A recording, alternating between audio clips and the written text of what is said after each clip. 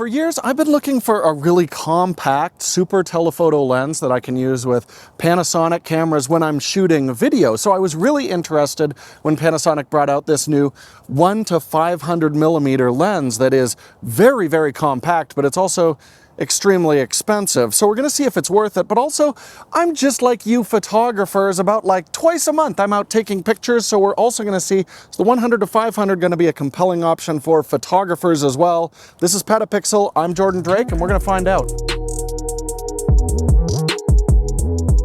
So occasionally I'm hosting here on PetaPixel, but more often I'm shooting and editing these episodes. And let me tell you, there was a period in my life where if I wanted a song, I would have to go and license an individual music track. It was agony, it was hell, and I'm never going back. And thankfully, I don't have to, thanks to audio.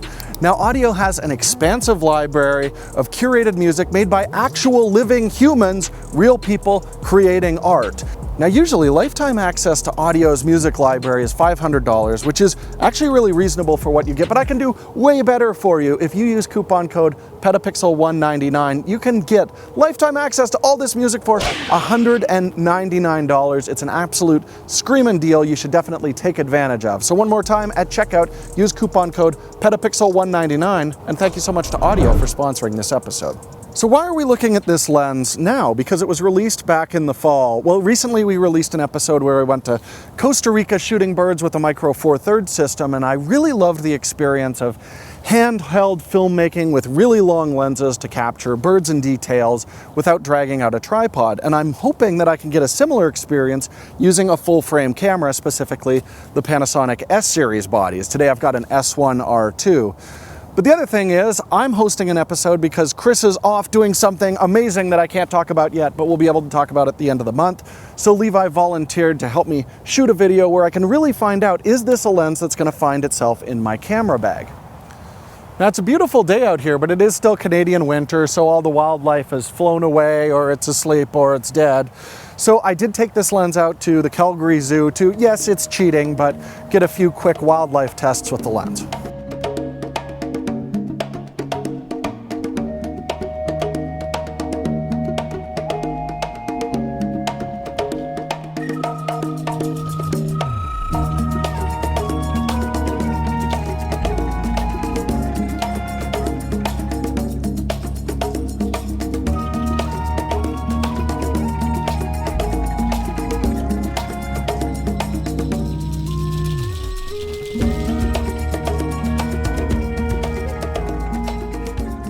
So we've got a very small lens with a ton of reach. What is the downside to it? Well, it's that this lens is slow.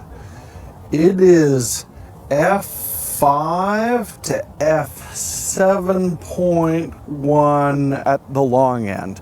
And if you compare it to a lot of the Sigma super telephotos in this same class, those max out at f6.3. So it's a third of a stop slower, but it is a lot smaller. But one thing I really like about the aperture on this lens is that it darkens or brightens very smoothly. So starting at 100 millimeters, we're at f5. By the time we zoom the lens into 300 millimeters, we're at f6.1. At 500 millimeters, we're f7.1. So it does have a very smooth shift between the exposure scale on this. That means if you zoom mid-shot, yes, it's going to get darker or brighter, but it's not going to do it in big jarring steps, and I really like that. So let's talk about the design of this lens. You can see it's small, but it's extremely light, only 1,285 grams on this. And though it is quite light, everything is built to a very professional standard. Looking at the front of the lens here, we've got a really nicely damped manual focus ring, which you can set to linear focus in the bodies. We've got a custom button, and then we have the zoom ring on this. Now, I find it has a really nice tension right out of the box, but we do have a smooth and tight setting on it. Find smooth great, but over time as the lens loosens up, it is nice you'll be able to tighten that up and give it a little bit more resistance over time. In terms of the controls on it, we have a focus limiter for 5 meters to infinity, we've got an autofocus manual focus selector switch, and we've got the stabilization switch for standard performance or for panning mode.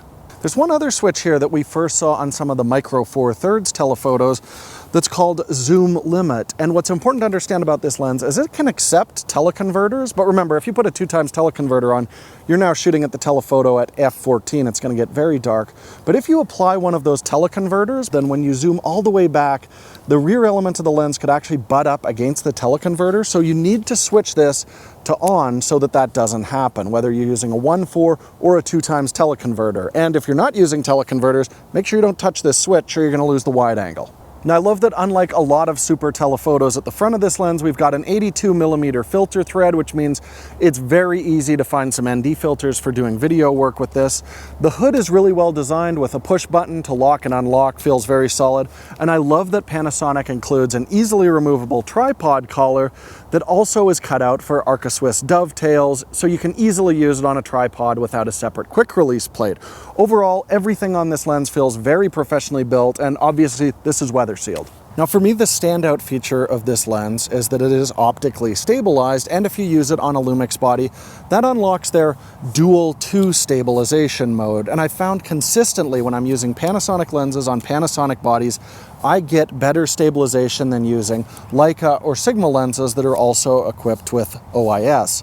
And how effective is it? Well, you can see in photo mode here, the second I engage it, we go from just a bouncy frame at 500mm to a rock solid one. And this holds out in photography as well. Right here, you can see a crocodile or an alligator, I don't know which. There were no signs at the zoo where I shot this. But anyways, we can shoot at 400mm at 1/8 of a second and get a very sharp image, even on a 45 megapixel S1R2. And in terms of video, this is just incredibly effective. One of my favorite things about using Micro Four Thirds is shooting telephotos handheld and getting usable footage. And this is the first time I've gotten footage this stable on a full frame camera using a super telephoto. So for wildlife and sports, it might be worth grabbing this lens just for stability alone. Now this lens is utilizing dual linear motors. Listen to this, focusing from this tree right in front of me to infinity. Autofocus is almost instantaneous on this lens. Now, this is great for video work because it's very smooth and it's silent, but even if you're doing extremely demanding photography like wildlife, the autofocus on this lens will have no problem keeping up. Generally, when we're looking at super telephoto lenses like this, we don't really talk about macro. They don't tend to do a very good job, but this lens is really interesting in that it does its best macro at 500mm, which means you get some really good working distance from your subject. Your lens is not going to cast a shadow on it, and if you're dealing with like dangerous insects or animals and things like that, you can still get a pretty tight shot. This will actually get you about 1/3 life-size macro reproduction, and you can see I'm quite far away from the flowers here, and the lens is sharp enough up close that you can see that, yeah, that flower is fake as f***. Let's talk about bokeh on this lens, and it's not something I would generally expect much from a slower lens, but remember, this is a big telephoto and it can focus quite close, so you can definitely throw the backgrounds out of focus. And I had a great opportunity at the zoo here where I could focus on the foreground, and we're getting these perfect little circles from the bubbles in the water. And you can see, looking at the specular highlights on these, there's a very minor soap bubble effect, but they are very clean on the inside. No onion rings. And even when we stop down, they take on a very minor polygonal shape, but these are still lovely specular highlights. And what that translates to is in all of these shots where we've got quite shallow depth of field, you can see the background is really beautiful on them. And on top of that, there's a wonderful transition from in focus to out of focus. So no, this isn't a lens that's generally going to give you super shallow depth of field, but the stuff that's out of focus is going to look pretty good. Flare can be distracting. Like, Levi, is that distracting, or is that distracting at all, would you say? I don't love that. Okay. So we're always worried about that, especially on big telephotos, because you're going to be shooting birds moving in front of the sky. In front of the sky? Yeah, I guess in front of the sky is accurate, but more like in front of the sun. Anyways, how does this lens perform when it comes to flare? Well, the coatings on this are excellent. You can see here shooting wide open, right into the sun here. We're getting a small loss in contrast, but we're not getting a lot of distracting solid ghosts. And even when I stop this lens down quite dramatically, again, the flare performance is really excellent. So if your animal passes in front of the sun, don't really worry about it with this lens. All right, let's talk about breathing. It's a very important thing to consider when you're looking at using a lens for video. And what breathing is when you're focusing the lens from minimum to infinity or vice versa, do you see the field of view change? If it changes dramatically, it can be really distracting for the viewer. So with this lens here, whether we're at the wide angle, you can see right here, we get a fair amount of breathing there, but at 500 millimeters as well, the field of view does change as I dramatically shift focus. Now remember, this is quite a close focusing lens. It's very rare you're gonna be pulling from the closest focus all the way out to infinity, but if you do, field of view is gonna change and it will be noticeable. All right, it's the moment you've all been waiting for. Let's talk about sharpness on this lens, but I ran into an issue because this lens was actually too long to shoot Chris's test chart. And he's told me that when he's out of town, he would prefer if I did not break into his house to do lens tests, which I guess makes him a bad friend. So anyways, my alternative is I found this sign outside with a lot of detail on it. And let's take a look at the resolution on this lens. So looking at the center at 100 millimeters, you can see here we've got actually quite a bit of detail in there. If we stop down, we don't actually see a huge improvement in sharpness. Jumping over to the corners though, we can see they are a little bit softer when you're wide open, and stopping down does help that a little bit, but they're still not tack sharp. But I know the most important thing about this lens is the telephoto performance. So looking at 500 millimeters right here, shooting it wide open at f7.1, right in the middle, we actually have a good amount of detail. This is very sharp, and stopping down doesn't really offer us much of an improvement. Now, if we jump over to the corners, yes, definitely softer than the center of the image, and stopping down does improve them a tiny bit, but they're not fantastic. So if you're looking to shoot at 500 millimeters, I would keep your subject more towards the center of the frame, and there it is very, very sharp. And remember, we're running these tests with a 45 megapixel S1R2. If you're using any of the 24 megapixel cameras that make up the majority of L-mount bodies, then this lens is easily gonna out-resolve your sensor. It is a very sharp lens.